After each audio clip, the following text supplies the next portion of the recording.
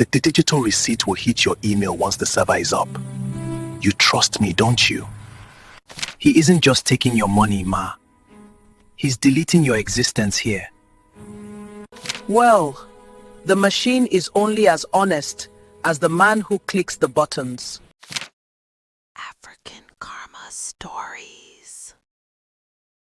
The clock on the wall of apartment 4B ticks with a heavy, rhythmic thud that seems to echo the humidity of the Lagos night. Outside, the distant roar of Ikeja traffic is a low hum, but inside, the silence is absolute. 72-year-old Ma Tunde is smoothing the edges of her lace tablecloth, a ritual she performs every night before bed. Then the silence is shattered. It isn't a gentle tap. It is a violent, authoritative pounding that vibrates through the old wooden door. Ma Tunde's heart hammers against her ribs. In this building, a knock at 11:30 p.m. never brings good news. She moves to the door, her joints protesting with every step. She peers through the peephole, but it's blocked. Someone has taped something over it. Her fingers tremble as she undoes the 3 locks she installed after the new management took over. When the door swings open, the hallway is empty, the air smelling faintly of expensive, citrusy cologne. A scent she has learned to associate with dread. Taped directly over her line of sight is a neon red flyer. The bold black letters at the top scream, "Final eviction notice." Ma Tunde's vision blurs. The notice claims she owes 1.2 million naira in unpaid rent and emergency maintenance levies.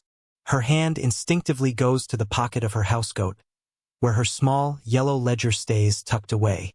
She knows the truth. She has paid every levy Segun asked for. She has the handwritten notes he gave her. She has the dates. She looks down the dimly lit corridor. At the very end, near the stairwell, she catches a glimpse of a polished leather shoe disappearing around the corner. Segun isn't just delivering a notice. He's watching the impact. He's waiting for the panic to set in. Ma Tunde clutches the red paper so hard it crinkles. The threat isn't just about money anymore. It's about the very floor beneath her feet. But as the terror rises, a small spark of the teacher she once was flickers to life. She looks at the red paper, then at her yellow ledger. One of these is a lie. She just doesn't know how deep the lie goes yet. By sunrise, the humidity has turned the air into a thick blanket, but Ma Tunde is already at her post. She sits on her small balcony, a space barely large enough for 2 chairs, overlooking the bustling chaos of Ikeja. For 30 years, this has been her kingdom. She watched these streets transition from quiet residential blocks to the neon-lit, commercial heart of the city. Inside, her apartment is a museum of a life well lived. The walls are a mosaic of framed photographs. Her late husband in his military uniform, her graduation from the teacher's college in the 80s, and dozens of former students who still send her cards on her birthday. To the neighbors, she is Mama Education. She is the one who knows whose child is struggling with math and whose daughter just got a job at the bank in Lekki. But the sanctity of her home is being eroded. 6 months ago, the building was sold to a faceless investment group in Lekki. They sent Segun. He arrived with promises of digital transformation and world-class amenities. Instead, the elevator broke and stayed broken. The security gate started sticking. And then came the levies. Ma Tunde pulls her teacher's pension statement from a drawer. It's a modest sum, one that used to cover her rent, her medicine, and a little extra for the church. Now, every kobo is being swallowed by Segun's emergency fees. He told her the digital portal was undergoing maintenance, and that cash was the only way to ensure her name stayed on the protected list. She picks up a photo of her late husband. "I am trying, Joseph," she whispers. "I am trying to keep our place." She feels the weight of her age in a way she never has before. To the new owners, she isn't a pillar of the community. She's a line item with a low yield. She's an obstacle to a higher-paying tenant. She begins her morning ritual of cleaning the balcony railing, but her eyes keep drifting to the red notice sitting on her dining table. It feels like a predator in the room. She watches a young man, Toby, walk toward the building from the bus stop. He's carrying a laptop bag and looking at his phone. He represents the new Lagos digital, fast, and connected. Ma Tunde realizes that her yellow ledger, with its ink and paper, might not be enough to fight a man who controls the digital world. The sound of a high-performance engine cuts through the morning air. A white Mercedes slides into the courtyard, claiming 2 parking spots. Segun steps out, looking like he belongs in a boardroom, not a fading apartment complex. His suit is sharp, his phone is glued to his ear, and his smile is wide and empty. He moves through the lobby with the grace of a man who knows he owns the oxygen in the room. He reaches the 4th floor and finds Ma Tunde waiting by her door.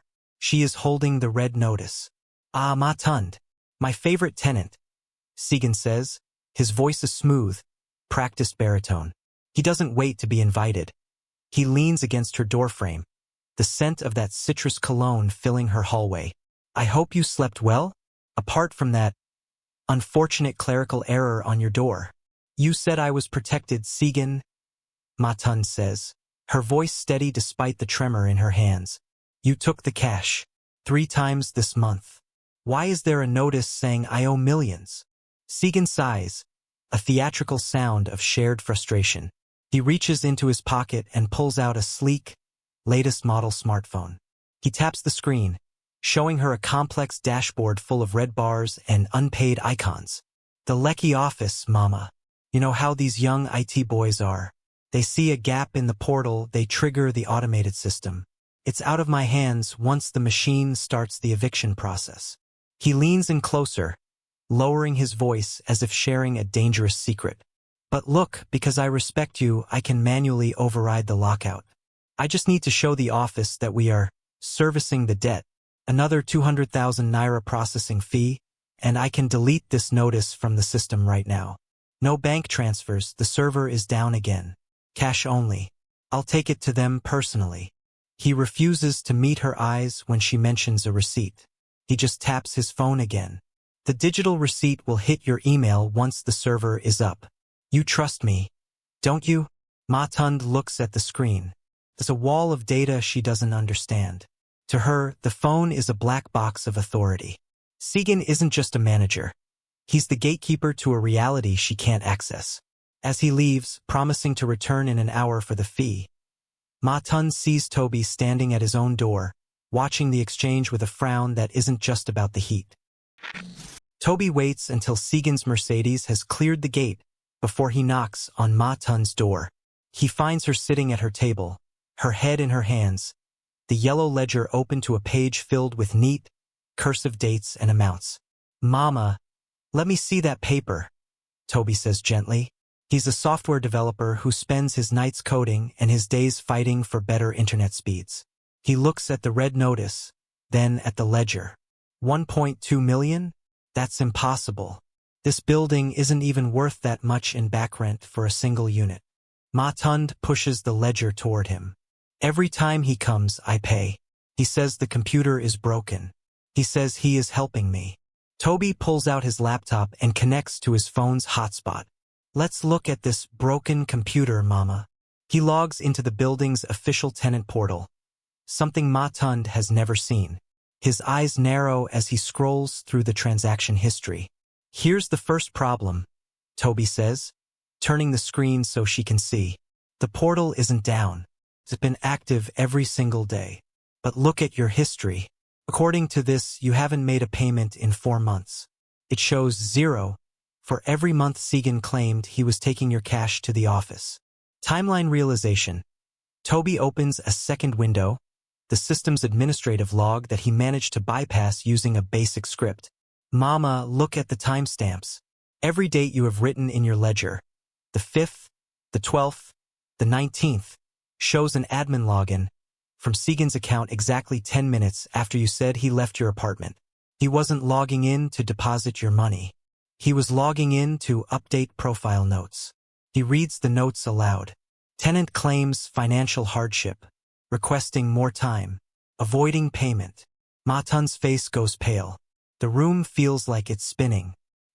"He told them I was refusing to pay? While he was standing in my kitchen drinking my tea and taking my money. He isn't just stealing your cash, Ma," Toby says, his voice hardening. He's systematically erasing your right to live here. He's creating a digital paper trail that makes you look like a squatter, so the owners can kick you out and double the rent for someone else. Toby points to the bottom of the screen. And here's the kicker. Your bank balance might be empty, but Segun's digital footprint is all over your debt. He's been deleting your history to hide his skimming. Ma Tunde looks at her hands. They aren't trembling anymore. They are balled into fists. The digital world was supposed to be more efficient, but in Segun's hands, it was just a more sophisticated way to lie. What do we do, Toby? We stop playing by his rules, Toby says. We start building our own trail. The afternoon sun is a physical weight as Segun calls an emergency meeting in the building's courtyard. He stands on a plastic crate, his shirt sleeves rolled up to reveal a watch that glitters with every gesture. Most of the tenants are there, young families, tired laborers, and the elderly like Mr. Okoro from the second floor. I have difficult news, Segun announces, his voice dripping with faux sympathy. The owners in Lekki are looking at the books. They see the unpaid levies. They see the delinquencies. They are talking about a total building repositioning. That's a fancy word for relocation. A murmur of fear ripples through the crowd. Mr. Okoro looks at the ground, his shoulders slumped. Ma Tunde stands at the back, Toby by her side. She sees the pattern now. Segun is using the same script on everyone. But, Segun continues, holding up a hand to quiet them. I am fighting for you. I told them, these are my people. I've managed to stall the evictions for most of you, but I need your cooperation. If you can contribute to the Maintenance Solidarity Fund today, in cash, to avoid the portal delays, I can keep the lawyers at bay for another month. He looks directly at Ma Tunde. Some of our older residents are struggling the most. It breaks my heart. But we must all do our part to keep this community whole. It's a masterclass in gaslighting. He's publicly shaming the victims while positioning himself as their only savior. He's making them feel like their poverty is their fault, and his greed is their only hope. Ma Tunde watches Mr. Okoro reach into his pocket and pull out a small roll of bills. He looks ashamed, as if he's failing the building. Segun's smile is predatory. He doesn't see people, he sees ATMs with heartbeats. Toby nudges Ma Tunde. He has his phone out, recording the entire speech. Let him talk, Toby whispers. The more he says, the more he traps himself. As the meeting breaks up, Segun catches Ma Tunde's eye. He winks. It's a silent reminder. I'm coming for that 200,000 naira. The reality of the situation hits Ma Tunde like a physical blow when she returns to her quiet apartment. She knows the Solidarity Fund is a lie. She knows the portal shows her as a delinquent. But she also knows that until Toby can prove the fraud, Segun has the power to put her things on the street. She goes to her bedroom and opens a small, velvet-lined box hidden beneath her linens. Inside is a single piece of jewelry, her husband Joseph's gold wedding band. It is heavy, 18-karat gold, worn smooth by decades of his labor. It is the only thing she has left that carries his weight. She takes a bus to a jeweler in the heart of Ikeja. The shop is loud, filled with the smell of polishing chemicals and the haggling of traders. When she places the ring on the counter, the jeweler looks at her with a pity she can't stand. It's for my rent, she says, her voice cracking. She returns to the apartment complex an hour later with a thick envelope. She feels hollow, as if she has sold a piece of her own soul. Toby is waiting in the hallway, pretending to mess with his new doorbell camera. He gives her a sharp nod. Segun appears 5 minutes later, right on schedule. He doesn't even bother with the system error talk this time. He just holds out his hand. You're doing the right thing, Ma Tunde, he says, taking the envelope. He doesn't even look inside. He knows the weight of 200,000 naira. This keeps the lights on. This keeps the door locked. He stands in the dimly lit hallway, the shadows hiding his face, but Toby's camera is positioned perfectly. In the high-definition feed, Segun can be seen counting the notes with a practiced flick of his thumb. He doesn't put the money in his briefcase. He doesn't reach for a receipt book. He slides the entire stack into the breast pocket of his designer suit, right against his heart. I'll update the system tonight, Segun says with a smirk. Ma Tunde watches him walk away. She feels a cold, hard resolve settling in her chest. She has given him the gold. Now, she's going to give him the consequences. Toby walks over to her, showing her the screen of his tablet. The image is crystal clear. Segun's face, the cash, the lack of a receipt. It's all there. We got him, Ma. We got the whole handoff. It wasn't just money, Toby, she says, looking at her empty ring finger. It was the last thing I had. Make sure this counts. That night, apartment 4B becomes a war room. Toby has invited Barrister Ngozi, a sharp-eyed woman who specializes in tenant rights. She sits at the table, surrounded by Ma Tunde's yellow ledger, the red eviction notice, and Toby's laptop.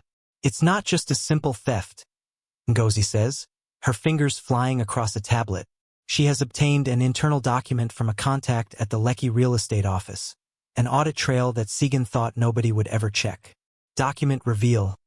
Ngozi points to a column of figures highlighted in blue. Look at this.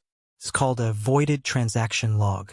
Every time Ma Tunde made a digital payment through the portal in the past, Segun would go in a day later and flag the transaction as error refund to source. The system would cancel the payment, but the money wouldn't go back to Ma Tunde's bank account. He redirected the refunds to a secondary clearing account he controls. He was stealing the same money twice, Toby realizes. He took the cash levies directly, and then he refunded her actual rent into his own pocket. That's why the portal shows her as delinquent. He was literally deleting her payments after they were made. Ngozi nods.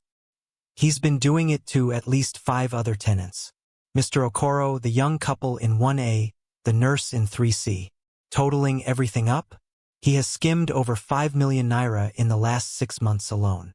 Ma Tunde looks at the numbers. They are just symbols on a screen, but they represent the hunger of her neighbors, the stress of the nurse, and her husband's gold ring. Is this enough to stop the eviction? Ma Tunde asks. In Lagos, a civil dispute can take years, Ngozi says. And Segun knows that. He'll try to move your things before a judge ever sees this. But we aren't going to a judge first. We're going to the Lagos State Housing Hotline and the Ikeja Police Command. And we're going to do it while he's in the middle of his next collection. Pattern interrupt. Toby pulls up a map of the building. He's scheduled to bring security tomorrow morning to enforce your voluntary relocation. He thinks you're broken, Ma. He thinks you'll just leave. I have spent 30 years in this house, Ma Tunde says, her voice low and dangerous. I am not leaving. I am staying to see him fall. Then we need to be ready, Ngozi says. Toby, I want those videos synced to a cloud drive. If he tries to take your phone, the evidence has to be elsewhere. Ma Tunde, tomorrow morning you invite him in. You let him start his performance. We'll provide the finale. At 9 a.m., the white Mercedes screams into the courtyard. This time, Segun isn't alone. 2 men in dark suits and sunglasses, security from a private firm, stand behind him. Segun is carrying a stack of official-looking folders. He walks straight to apartment 4B and doesn't knock. He pushes the door open. Time's up, Ma Tunde, Segun says, his voice devoid of the earlier warmth. The office didn't accept the levy. They want the unit cleared by noon.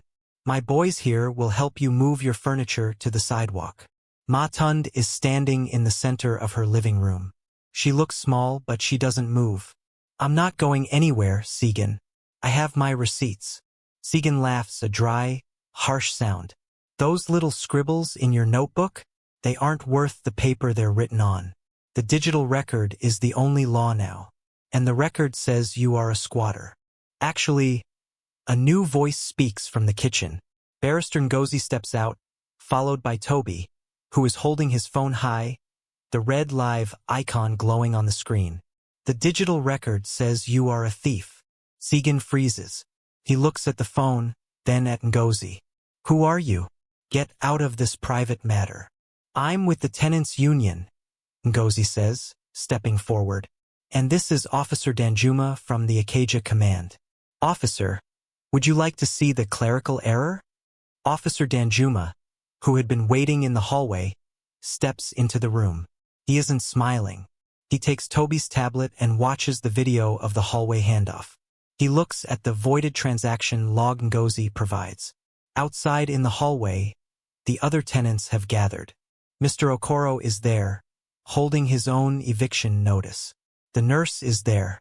They are all watching Toby's live stream on their own phones. The private matter is now being broadcast to 3,000 people across Lagos.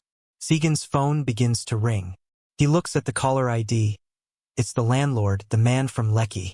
Answer it, Segun, Ngozi says. Tell him why the refund account has your sister's name on it. Tell him why the emergency levies never made it to the building's maintenance fund. Segun's bravado collapses. His face goes from tan to an ashy gray. He looks at the security guards, but they've already stepped back, realizing this isn't a standard eviction. It's a crime scene. This is a misunderstanding. Segun stammers, his voice jumping an octave. I was keeping the money safe because the portal was unstable. You can explain that to the housing authority, Officer Danjuma says, reaching for his handcuffs. And to the landlord, who is currently watching your performance on the internet.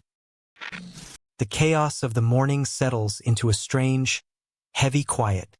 Segun is gone, led away in the back of a police cruiser to the cheers of the entire block. The security guards disappeared the moment the handcuffs clicked. An hour later, a second car arrives. It's a silver SUV, and out steps the landlord, a man in his 60s named Mr. Adeyemi. He looks tired and deeply embarrassed. He walks into Ma Tunde's apartment, his hat in his hand. Ma'am, I had no idea, Mr. Adeyemi says, looking around the room at the photos of her students. I trusted him to handle the transition. I live in Lekki. I don't see the day-to-day. When I saw the video, when I saw him taking money from a woman who has lived here longer than I've owned the building, I felt sick. He reaches into his pocket and pulls out a small, familiar object. He places it on the table. It's Joseph's gold wedding band. My assistant went to the jeweler in Ikeja, the landlord says softly. We tracked the transaction. It belongs here, on your finger. Ma Tunde picks up the ring. It's still warm from the sun.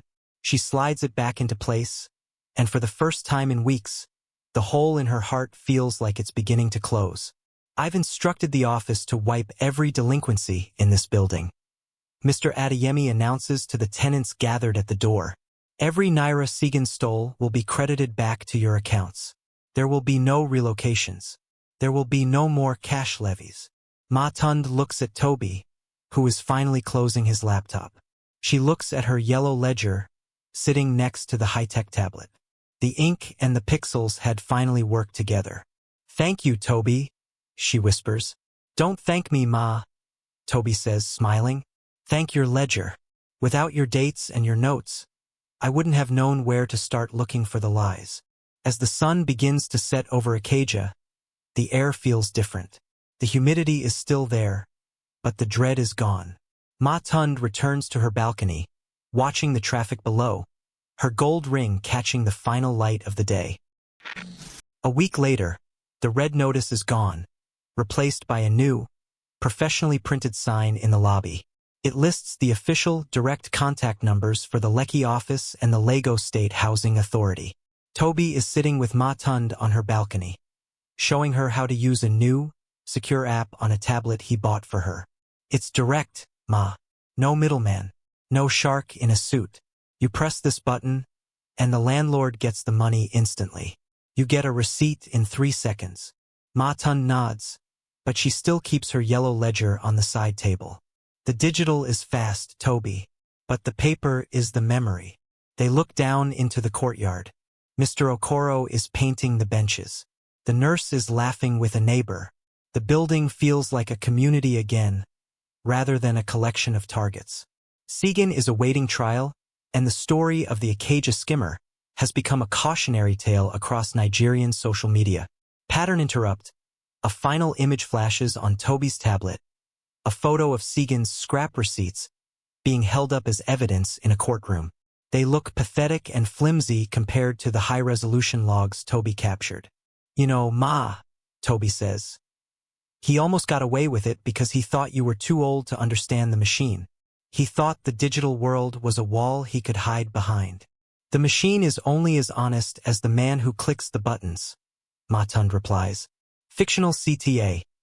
This isn't just a story about a building in Ikeja. It's a warning for every tenant in every city. When the property manager asks for cash to fix a system error, they aren't helping you. They are hunting you. Don't let your history be deleted. Keep your own ledger. Record every kobo. Use the escrow laws. And if they tell you the portal is down, tell them you'll wait for it to come back up, with a lawyer standing by your side. Because in the new Lagos, the only way to protect your home is to make sure your footprint is deeper than their lies.